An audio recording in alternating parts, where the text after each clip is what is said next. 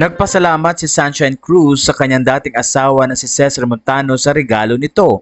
Makikita na isang painting ay binigay ni Cesar at ayon nga kay Sunshine, "Thank you for this beautiful painting, Cesar Buboy Montano. Just what we needed. Enjoy kayo ng kids tonight. Missed you earlier, Maria." Sa puntong ito ay sobrang tuwa ng mga netizen na nakikita nilang very close si Cesar Montano pa rin kay Sunshine Cruz, pati na rin ang asawa ngayon ni Cesar. Ayon sa mga fans, ito ang isang patunay na ang pag-ibig talaga kapag sinunod ay makikita mong at peace ang mga tao. Sa kabila ng pinagdaanan ng kanilang pamilya ay makikitang lumalaki din ng maayos ang mga anak ni Cesar at Sunshine Cruz at nagkaroon na nga rin sila ng blended family. Makikitang very close din si Sunshine sa asawa ni Cesar ngayon na kung saan ay may mga anak din si Cesar.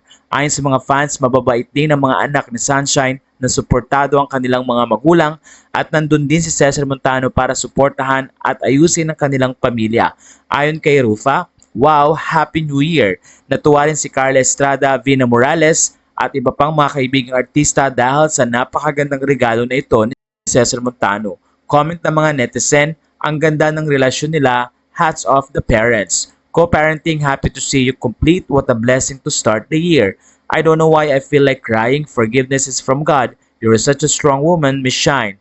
How to be Miss Shine, sobrang lambot ng puso. Bihira ka lang makahanap ng ganitong mother.